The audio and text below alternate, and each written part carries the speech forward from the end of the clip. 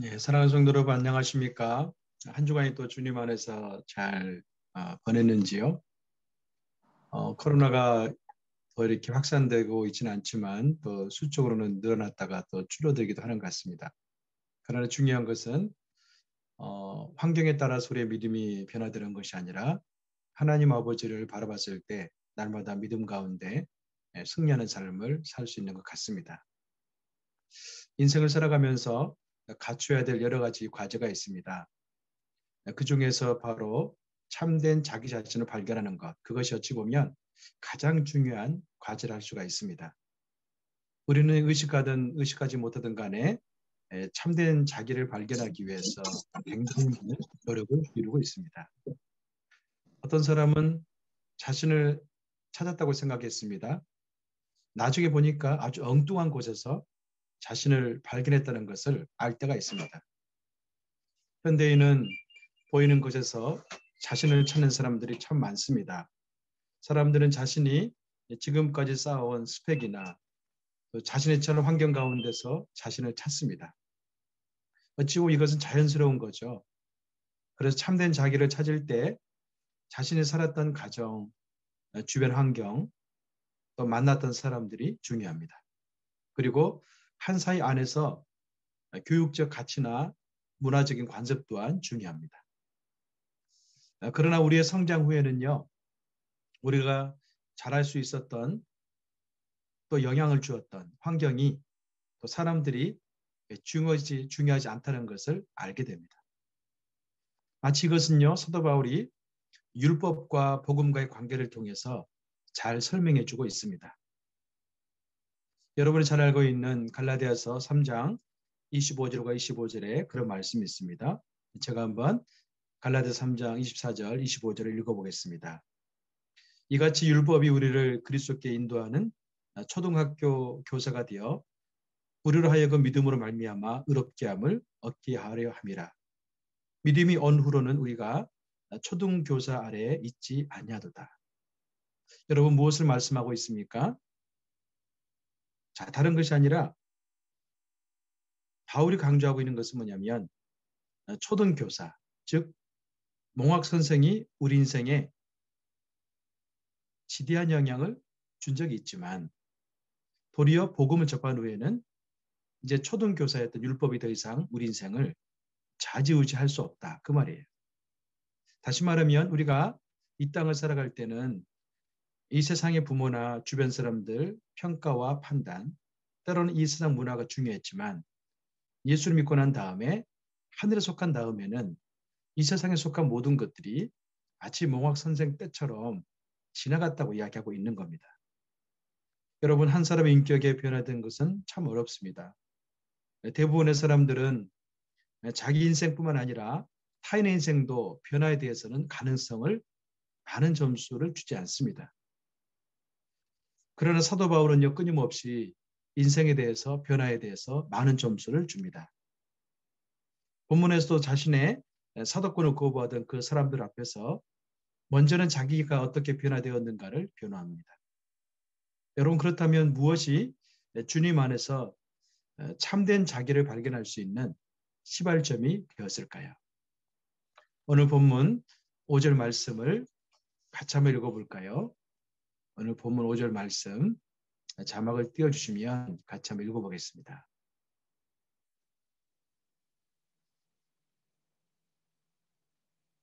네, 5절 말씀 같이 읽습니다. 시작. 우리는 우리 자신을 전파하는 것이 아니라 그리스도 예수가 주 되신 것과 예수 때문에 우리가 여러분의 종 된 것을 전파합니다. 바울은 그리스도 예수께서 주 되신다는 것을 선포합니다. 이것이 바울이 기독론에 대해 말하고 있는 겁니다. 여러분 기독론은 무엇입니까? 예수 그리스도가 누구이신가를 말하고 있는 것이죠. 그런데 기독론이요, 기독교에서 굉장히 중요합니다. 왜 그럴까요? 기독교의 중심이 바로 예수님이기 때문에 예수가 누구인가를 밝히는 것이 굉장히 중요합니다. 여기서 예수님께서 주가 되신다고 이야기하고 이 말은 곧 예수님이 하나님과 동등된 분이라는 것을 선포하고 있는 겁니다. 다시 말하면 예수님께서 우리의 주님이 되시는데 이 예수는 곧 하나님이다. 그렇게 말씀하고 있는 거죠. 바울의 인생에서 개인적으로 예수가 하나님이라는 고백이 참 중요했습니다. 왜 그럴까요? 오늘 본문에서 예수가 주 되신다는 것, 이 진리를 발견하기 전에는요. 사도 바울의 인생 같은 경우도 어떻습니까? 보이는 것 가운데 자기 인생을 찾는 존재였기 때문에 그렇습니다. 이 세상에 보이는 것, 인간관계, 자신의 업적, 또는 출신 학교, 소유, 이 보이는 관계에서 자신을 찾는 것 가운데 사도 바울은 갇혀 있었습니다. 그러나 그가 예수 그리스도를 주로 고백하는 영적 체험 후에는 완전히 달라져 있어요. 보이는 것을 찾던 유대교를 떠나서 자신의 참된 모습을 찾을 수 있는 기독교로 들어왔기 때문에 그렇습니다. 이제 그는 보이지 않는 것 가운데서 자신을 찾으면서 영적인 통찰력을 얻었습니다. 사랑하는 성도 여러분, 바울은 자신의 체험한 영적인 진리를 비추려 모사하고 있습니다. 오늘 보면 6절을 같이 한 번 더 읽어볼까요? 6절입니다.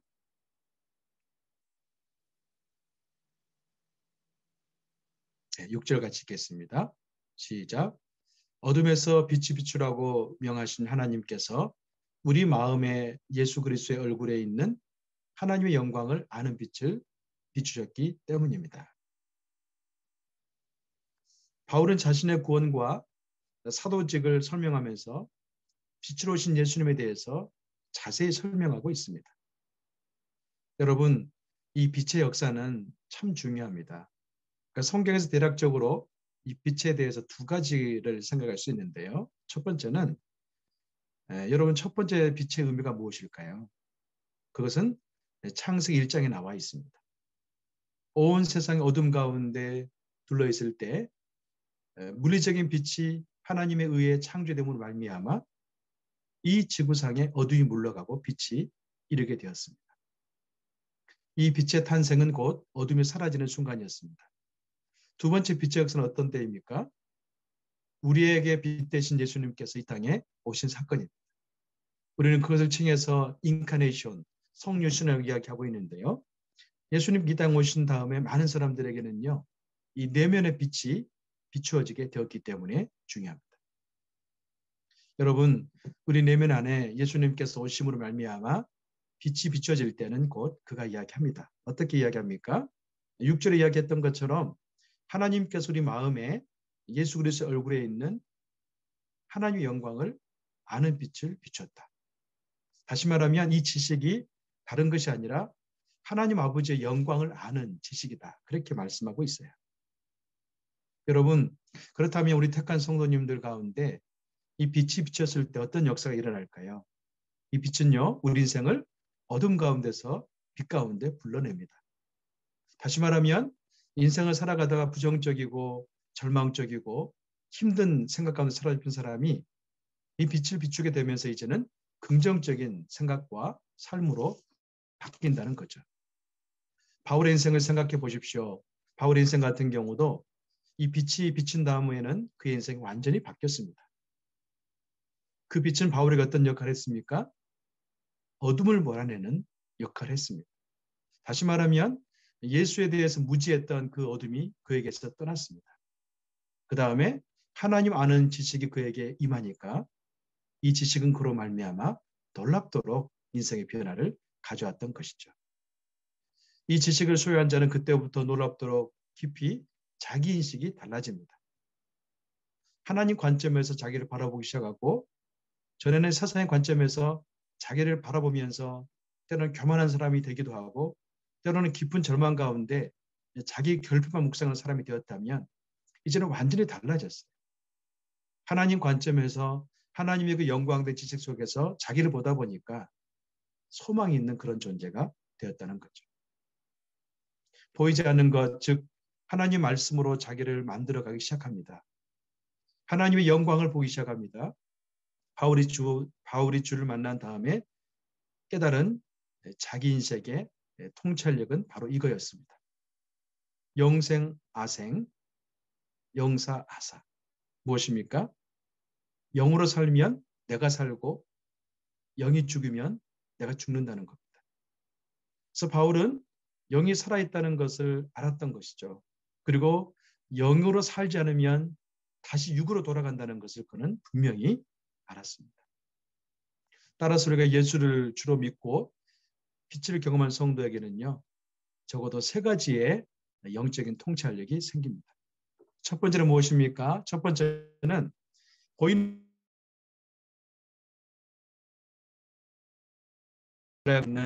칼 융은 개성화가 인생의 최대 목적이라고 이야기했습니다. 여러분, 인생의 최고 목적 가운데 사람이 개성화 이루기 위해서는요, 그러니까 성숙을 이뤄가기 위해서는 무엇이 필요할까요? 외적인 것 가운데 자기를 평가했던 것에서 이제는 내적인 것 가운데 자기를 평가할 수 있는 통찰력이 필요합니다. 제가 전에 설교 때 잠깐 이야기했었는데요. 이 외적인 것 가운데 외적 자아를 이끌어가는 것이 무엇이라고 이야기했습니까? 페르조나라고 이야기했죠. 많은 사람들이 페르조나에 따라서 자기 가면의 세계를 만들어갑니다. 그리고 자기 욕망에 따라서 삶을 살아갑니다. 이렇게 젊었을 때는 자기 욕망에 따라 살아가다가 칼 융은 자기 심리학을 중년의 심리학이라고 이야기합니다. 40대 후반, 50대 초반에 들어서다가는요, 이제 자기 인생 가운데 내면을 들여다보기 시작한다는 거죠. 그것이 어떤 거냐면 하나의 계기가 있습니다. 어떤 고난이라든지 자기 나이 들음의 의미를 인식하면서 자기 내면으로 눈길을 돌리기 시작합니다. 여러분, 자기 내면으로 눈길을 돌릴 때 자기 내면 안에 어떤 것이 있다는 것을 인식할까요? 사람들은요, 자기 내면 안에 긍정적인 에너지가 별로 없다는 것을 인식합니다. 실상 인간의 내면 안에는요, 무엇이 있습니까? 그림자가 있습니다.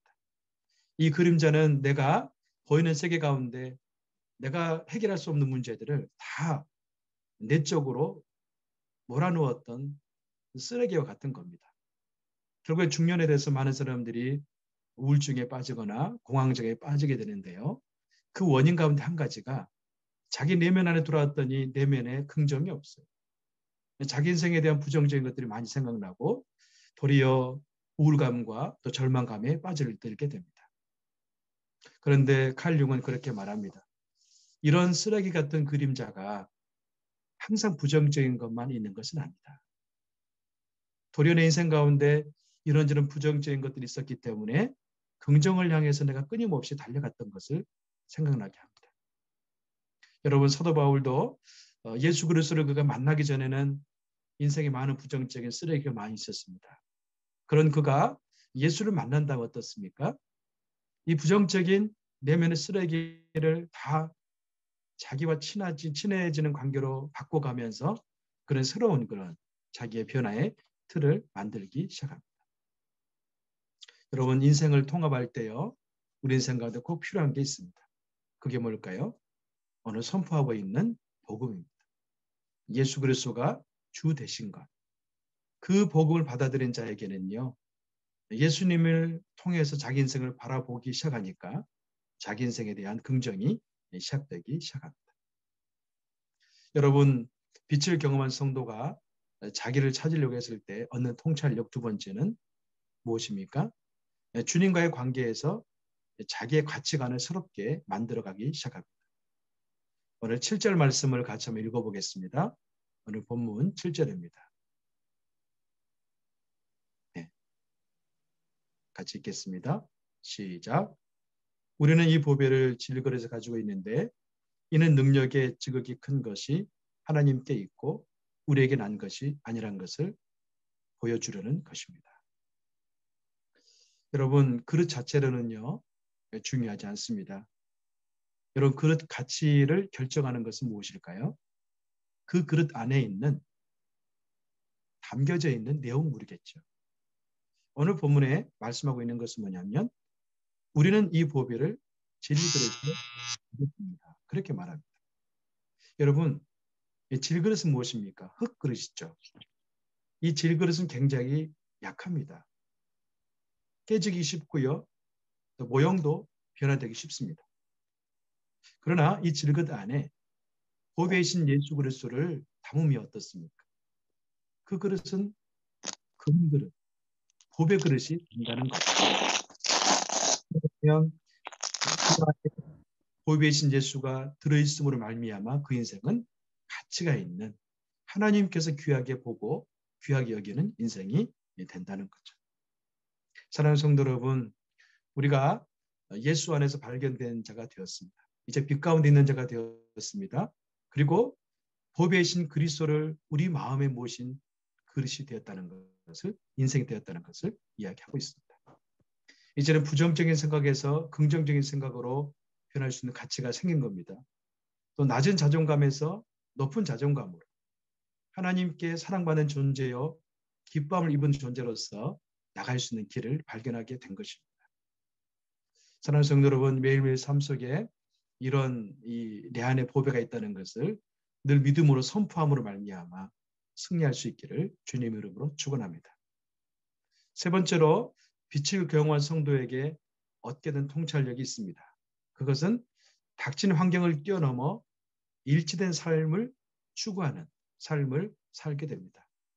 오늘 본문인데요. 마지막으로 8절에서 10절까지 한번 읽어보겠습니다. 자막을 통해서 천천히 8절에서 10절입니다. 같이 읽겠습니다. 시작. 그러므로 우리는 사방으로 환난 가운 당해도 절망하지 않고 답답한 일을 당해도 낙심하지 않습니다. 핍박을 당해도 버림받지 않고 넘어뜨림을 당해도 망하지 않습니다. 10절 말씀인데요. 우리는 항상 예수의 죽으심을 몸에 짊어지고 다닙니다. 이는 예수의 생명 또한 우리의 죽을 몸에서 나타나게 하려는 것입니다. 바울은 육적인 화려한 이력을 멀리하고 주를 따르면서도 많은 위기와 어려움에 처했던 경험이 있었습니다. 사방으로 환난을 당하면서 어떻습니까? 깊이 절망하고 답답한 상황도 많이 겪었고 낙심했지만 그는 어려운 속에서도 어떻습니까? 큰 확신을 한 가지 가지고 있습니다.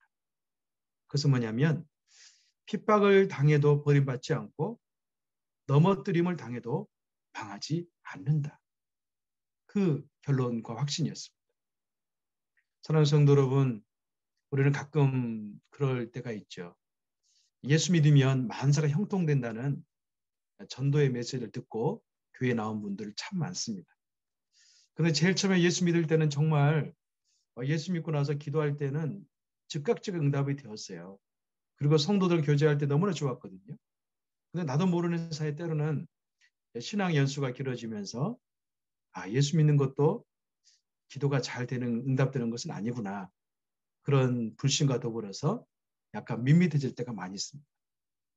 그러나 중요한 것은 뭐냐면 때로는 예수 믿고 난 다음에 헌신의 길을 갈 때 질병에 걸리기도 하고 또는 시험 들기도 하고요. 어려운 가운데 있지만 중요한 것은 뭐냐면 사도 바울이 이야기하고 있는 것처럼 한번 예수 믿고 하나님 자녀가 된 사람에게는 핍박을 당해도 버림받지 않고 넘어짐을 당해도 망하지 않는다는 거예요.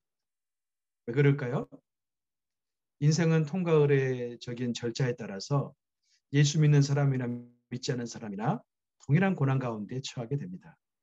그러나 중요한 것은 뭐냐면 우리에게는 생명 대신 주님이 계시기 때문에 그에게 기도할 수가 있고 또 고난의 의미 또한 하나님 말씀 가운데 해석할 수 있기 때문에 넉넉히 이길 수 있다는 겁니다. 사도 바울도 실제적으로 예수의 복음을 전하다가 많은 핍박과 어려움을 겪었습니다. 그러나 그는 그 핍박과 어려움과 고난 가운데 바울이 가야 될 그 길이 완주하지 못했던 것은 아니에요. 그에게 주어졌던 인생의 모든 것들을 그는 완주했습니다. 왜 그럴까요? 비록 환란이 있었고 핍박이 있었고 매맞음이 있었고 고난이 있었지만 하나님이 그를 지켜줬기 때문에 그는 끝까지 예수의 복음을 전할 수가 있었던 것입니다. 여러분, 도리어 사도 바울은 말합니다. 내가 이런 고난과 역경이 있었기 때문에 10절에서 이야기하고 있는 것처럼 예수의 죽으심을 몸에 짊어지고 다닌다고 이야기합니다. 여러분, 우리가 예수의 죽으심을 몸에 두었다는 것은 무슨 의미가 있을까요? 예수의 십자가 가운데 내가 동참한 자가 되었다는 것입니다. 그런데 중요한 것은요. 예수의 십자가의 그 동참한 자가 될 뿐만 아니라 바울이 이야기하기를 이는 예수의 생명 또한 우리의 죽을 몸에 나타나게 하려는 것입니다. 그렇게 말씀해요. 그리스도와 연합된 것이 고난만을 위한 것이 아니라 예수의 생명이 내 몸에서 나타나게 하려는 것이다. 그렇게 말씀합니다. 예수의 부활의 생명, 부활의 신앙, 부활의 능력이 우리 인생 가운데 나타나게 하려는 것입니다. 그렇게 이야기하고 있는 겁니다. 사랑하는 여러분, 기독교를 흔히 십자가의 종교라고 이야기합니다. 그러나 더 중요한 것은요, 기독교는 부활의 종교입니다. 하나님의 생명의 종교입니다. 이것은 곧 얼마든지 우리가 주 안에서 변화될 수 있고 새롭게 될 수 있고 고침받을 수 있다는 것을 이야기하고 있는 겁니다. 사랑하는 성도 여러분, 이렇게 예수의 생명이 우리 몸에 나타나면 우리는 얼마든지 변화될 수 있습니다. 또 한 가지는 예수의 십자가의 죽으심을 내 몸에 짊어지고 부활의 생명이 나타난다는 것은 무엇입니까? 하나님과 일치된 삶을 살고 있다는 것을 의미합니다. 기독교의 궁극적인 목적은 하나님과 일치된 삶입니다. 만약 우리가 매일매일 삶 속에 이 주님과 일치된 삶을 살게 된다면 우리는 변화되어지는 역사가 있게 될 것입니다. 사랑하는 성도 여러분, 우리는 매일 주와 더불어 일치된 삶을 살아갈 수가 있습니다. 예수님께 붙잡혀 있는 인생이기 때문에 우리가 스스로 죄를 짓거나 그분을 멀리하지 않는 이상 주님은 우리에게 늘 찾아오셔서 생명의 길로 인도해 주실 겁니다. 예수님께 부름받은 우리의 목적은 어디에 있을까요? 일치된 삶에 있습니다. 관계에 있는 것이죠. 일치된 삶은 곧 부활의 생명이 나의 내면에 나타나는 것입니다. 일상 속에서 내가 기도할 때 부활의 그 생명의 능력이 나를 치유하시고 회복하시고 그 능력을 경험한 은혜가 있다는 것이죠. 여러분, 코로나19 때문에 많은 분들이 재정의 위기와 또 관계 어려운 가운데 힘든 것 같습니다. 그러나 예수의 부활이 그 생명 우리 가운데 함께 하심을 일상 속에서 믿음으로 경험할 수 있는 우리가 되기를 바랍니다. 기도하겠습니다. 같이 한번 기도할 때 하나님, 내가 지금 예배드리는 장소, 우리 가정에도 예수의 생명이 함께 하심을 믿습니다. 비록 어둠 가운데 있고 절망 가운데 있고 때로는 육체의 질병 가운데 있을지라도 예수님과 접목된 자에게 일치된 자에게는 예수의 생명이 나타난 것을 사도 바울이 보이게 하기 위해서 여러분은 예수의 십자가를 지고 있는 겁니다. 선포했던 것처럼 내 삶 속에 코로나19 때 어려운 가운데 있지만 하나님의 생명으로 말미암아 넉넉히 감사가 넘치게 하시고 구원의 삶을 살 수 있도록 인도하여 주시옵소서. 시작 같이 한번 소리내어서 여러분이 있는 가정에서 같이 기도하겠습니다. 함께 기도합니다.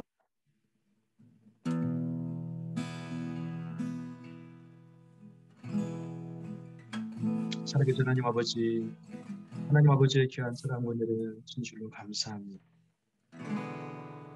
한번 당신의 공예배에 모든 성도님들 한 분 한 분을 주같이 축복하여 주시고 온전히 믿음 가운데 날마다 승리하는 삶을 살 수 있도록 주같이 인도하여 주시옵소서. 아버지 하나님, 사도 바울이 부심을 몸에 짊어짐은 곧 이를 통해 예수의 그 부활의 생명이 나타나기 때문이라고 고백했던 거죠. 우리 성도님들이 이제 주와 더불어 일치된 삶을 살아가고 있습니다.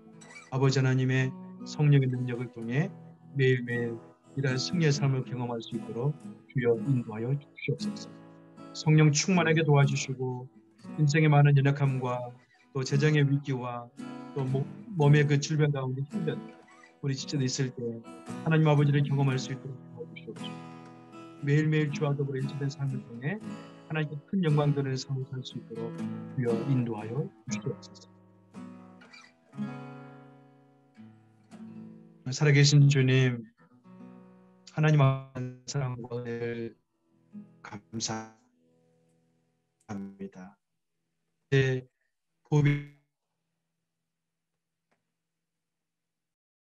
보배신 예수 그리스도입니다.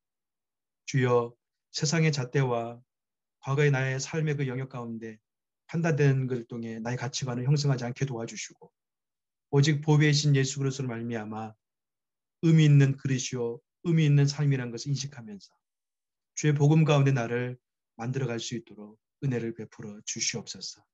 아버지 하나님, 코로나 때문에 갇혀있는 인생들 많습니다. 그러나 정말 우리 사랑하는 성도님들 한 분 한 분을 주가 친히 붙잡아 주셔서 그 삶의 그 영역 가운데 기도할 때마다 하나님의 살아계심을 경험할 수 있도록 도와주시고 날마다 믿음으로 승리하는 삶을 살 수 있도록 하나님 인도하여 주시옵소서. 우리 안에 보배신 그리스도로 말미암아 날마다 믿음의 고백을 통해 성령을 보내주신 것을 감사합니다. 그래서 성도님들 가정에서 기도할 때마다 이 성령을 체험하게 도와주시고 이제 이 성령 안에서 예수의 그 생명을 통해서 능력 있는 삶을 살 수 있도록 인도하여 주시옵소서. 그렇게 하실 주님을 찬양하며 예수님의 이름으로 기도합니다. 아멘. 제가 마지막으로 오늘 나눌 주제 말씀 한번 보여주시기 바랍니다. 네, 나눌 주제 말씀 제가 읽어보겠습니다. 본문의 말씀에서 예수 그리스도께서 우리의 주 되신 것과 빛으로 오셔서 비추시고 다 알고 계신 주님에 대해 아는 지식은 우리의 참된 자기 모습을 발견하게 합니다. 여러분의 신앙생활을 하면서 외적 자신의 모습이 아니라 보이지 않는 참된 자기 모습을 얼마나 인식하면서 살아가시나요? 이런 지식은 여러분의 가치관을 어떻게 변화시키고 있나요? 예를 들면 나의 소중함에 대해서 복음 안에 얼마나 느끼고 있는지, 또 나의 가치에 대해서 복음을 통해서 나의 가치를 봤을 때 참 의미 있는 존재라는 것을 느낄 수가 있습니다. 거기에 대해서 오늘 각 순에서 나누시기를 바랍니다.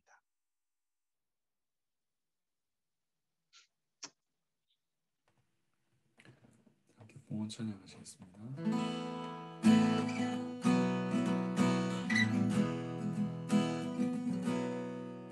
주 선한 능력으로 안으시네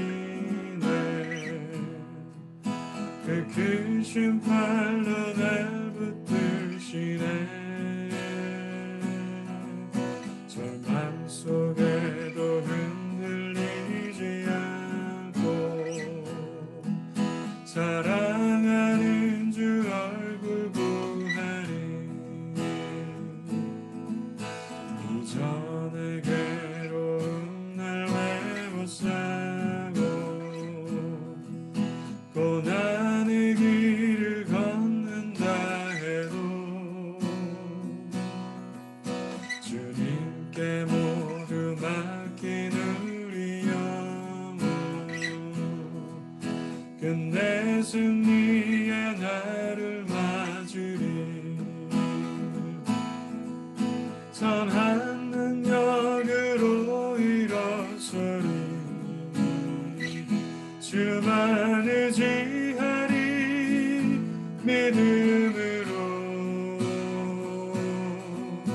우리 고대한에 주 오실 그날 영광의 새날을 맞이하리 영광의 새날을 맞이하리 영광의 새날을 맞이하리